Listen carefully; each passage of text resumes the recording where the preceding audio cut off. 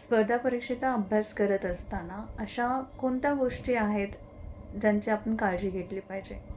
मला सांगा, फक्त अभ्यास केला म्हणजे आपण एक्झाम पास होतं असं आहे का? तर डेफिनेटली नाही. लक्षात घ्या, अभ्यासासोबत इतरही काही गोष्टींची त्याला जोड असणं आवश्यक असतं. आता त्या कोणत्या गोष्टी आहेत? बरेच वेळा आपण पाहतो की आपल्या आसपास असे बरेच केसेस असतात की काही विद्यार्थ्यांनी खूप चांगला अभ्यास केलेला असतो, मात्र तरीही आपल्याला एक्झाम निघत नाही. आपण कधीच या कारणांवरती कधीही डीपली विचार नाही करत. आपण नेहमी काय करतो की चला, माझा अभ्यासच कदाचित कमी झाला असेल, त्यामुळे यावर्षी स्कोर माझा कमी आला. पण लक्षात घ्या, ही जी कारणं आहेत ना, ती तुम्ही विचार करत आहे याच्या बियॉन्डसुद्धा असू शकतं. तर ती कारणं कोणती आहेत? सर्वात पहिली गोष्ट म्हणजे काय? मोटिवेशन. अभ्यास करण्यासाठी काय आवश्यक असतं? मोटिवेशन. मला सांगा, आपल्याला 1 वर्ष अभ्यासाला दिलं, तर तुम्ही पूर्ण 1 वर्ष म्हणजे एंटायरली जे 1 वर्ष असतं, रोज जितके तास ठरवलेले आहेत तितके तास अभ्यास करता का बरं? सगळ्यांकडे उत्तर असेल नो. मग असं का होतं की आपण काही दिवस खूप चांगला अभ्यास करतो आणि काही दिवस अभ्यास आपण नाही करत? तर याचं कारण काय असतं? तर याचं कारण काय आहे? तर मोटिवेशन. लक्षात घ्या, मोटिवेशन हे 2 प्रकारचं असतं. एक म्हणजे इंटरनल मोटिवेशन आणि दुसरं म्हणजे एक्सटर्नल मोटिवेशन. तर लक्षात घ्या, इंटरनल मोटिवेशन हे जास्त काळ टिकणारं असतं. तुम्ही तुमच्या अंतर्मनात किंवा अंतर्गत कुठल्या अशा गोष्टी आहेत ज्यामुळे तुम्ही मोटिवेट होऊन पेटून अभ्यास करत आहे, हे पहिलं शोधा, हे पहिलं फाइंड आउट करा, रादर दॅन एक्सटर्नल मोटिवेशन. बरेच आपल्याला असे विद्यार्थी पाहायला मिळतात की लक्षात घ्या, आपल्या माइंडमध्ये एक, लक्षात घ्या, सोसायटीमध्ये आहे की जर आपल्यासमोर 2 अपॉर्च्युनिटी असतील की मला प्रायव्हेट जॉब करायचा आहे की गव्हर्मेंट जॉब करायचा आहे, तर बरेच जे विद्यार्थी आहेत त्यांचा कल गव्हर्मेंट जॉब करण्यामागे हाच असतो की सिक्युअर जॉब आहे. आता लक्षात घ्या, सिक्युअर जॉब आहे याचा अर्थ काय होतो हे तुम्हालाही माहीत असेल. म्हणजे तुम्हाला नोकरीवरून सहजासहजी कोणी काढू शकत नाही. पण ते जर तुम्ही प्रायव्हेटमध्ये पाहिलं तर तिथे हायर अँड फायर प्रोसिजर आहे. मात्र आपल्याला इकडे काय आहे की आर्टिकल 311 जे आहे तुम्हाला जॉबची सिक्युरिटी देतं. म्हणजे आता जर तुम्ही IAS बनले तर डायरेक्ट तुम्ही रिस्पॉन्सिबल कोणाच्या आहात? प्रेसिडेंटची. राज्यामध्ये जास्तीत जास्त काय करू शकतात? तुमची बदली करू शकतात, तुम्हाला सस्पेंड करू शकतात, फाईन लावू शकतात. याच्या बियॉन्ड काही करू शकत नाहीत, राईट? मग जर तुम्ही इफिशियंटली काम नाही केलं,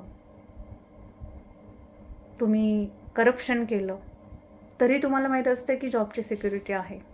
पण हा माइंडसेट योग्य आहे का? लक्षात घ्या, डेफिनेटली नाही. आपण सर्व्हिस कशासाठी करणार आहोत? तर लोकांना सर्व करण्यासाठी, सोसायटीला सर्व करण्यासाठी. म्हणून लक्षात घ्या, UPSCने एथिक्समध्ये ॲप्टिट्यूड हा जो टॉपिक आहे तो समाविष्ट केलेला आहे. आणि आजकाल लक्षात घ्या, गव्हर्मेंटसुद्धा असं करत आहे की 360 डिग्री रिपोर्ट. म्हणजे असं नाही राहिलेलं पहिल्यासारखं की तुम्ही जे काही काम करत आहे त्याचं रिपोर्टिंग फक्त तुमच्या सिनियरला करायचं. नो, 360 डिग्री रिपोर्टिंग म्हणजे काय? तुम्ही जे काम केलेलं आहे ते तुम्ही ज्या एरियामध्ये ते काम करत आहे त्या एरियातल्या लोकांकडून फीडबॅक घेणं, तुमचे जे कलिग आहेत त्यांच्याकडून फीडबॅक घेणं.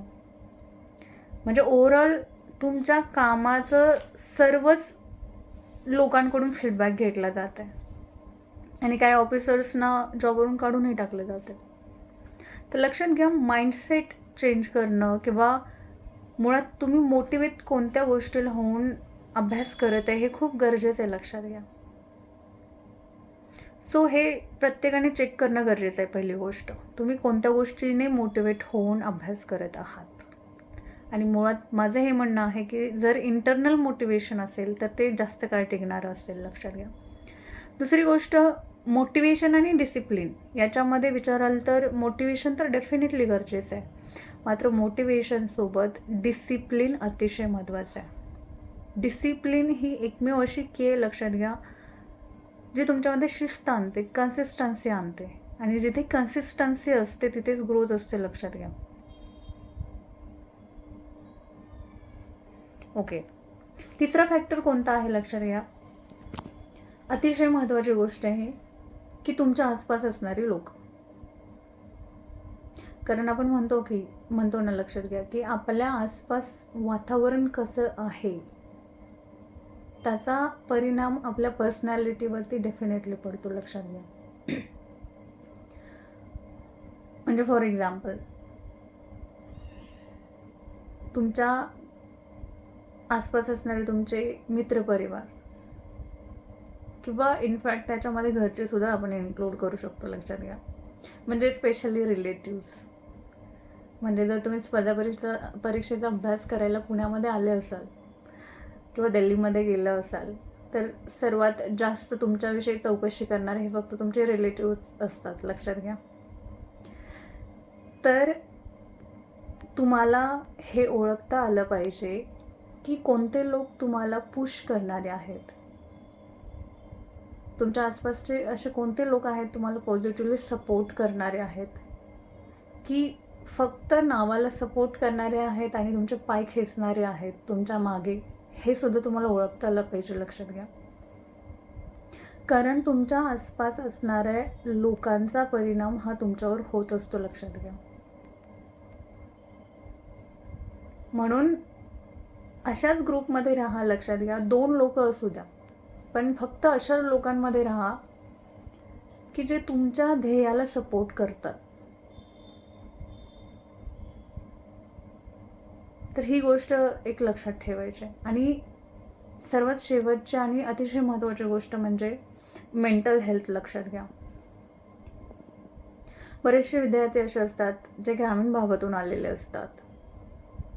मग अशा वेळेस काय असतं की आपल्याकडे फार लिमिटेड टाईम पिरियड दिलेलं असतं आपल्या घरच्यांनी, की 1 वर्ष आहे किंवा 2 वर्ष आहे. स्पेशली मुलींच्या बाबतीत हे आहे.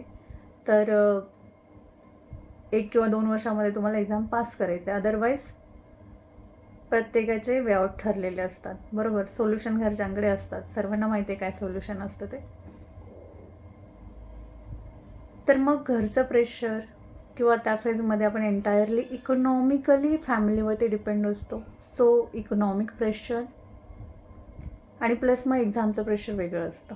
तर हे तिन्ही पद्धतीचं प्रेशर लक्षात घ्या, हँडल करता आलं पाहिजे ते. म्हणून लक्षात घ्या, अभ्यासासोबत हॉबीज जमणं, हॉबीज ज्या तुमच्या आहेत ते जपणं फार गरजेचं आहे. अदरवाईज लक्षात घ्या काय होतं की आपण फक्त अभ्यास करत राहतो, मात्र ते जे काही प्रेशर आलेलं असतं आपल्या माइंडवरती, ते प्रेशर वे आउट नसतो आपल्याकडे, म्हणजे बाहेर काढण्यासाठी.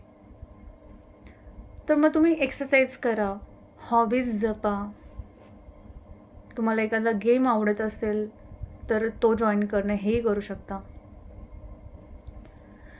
आणि प्लस लक्षात घ्या, आरोग्याची काळजी घेणं, ईट हेल्दी, एक्सरसाइज करा. तर ह्या काही गोष्टी आहेत, लक्षात घ्या, ज्या सर्वांनी लक्षात घ्यायच्या आहेत. आणि प्लस मग त्याच्यासोबत अभ्यास. डेफिनेटली अभ्यास ही प्रायोरिटी, ह्या ज्या काही 4-5 गोष्टी आहेत त्याच्यामध्ये प्रायोरिटीवरती असेल, पण अभ्यासासोबत याही गोष्टींची त्याला जोड द्या किंवा देणं गरजेचं आहे. तर लक्षात घ्या, तुम्हाला खूप चांगल्या पद्धतीचा पॉझिटिव्ह रिझल्ट हा दिसू शकेल. Thank you and stay tuned with me.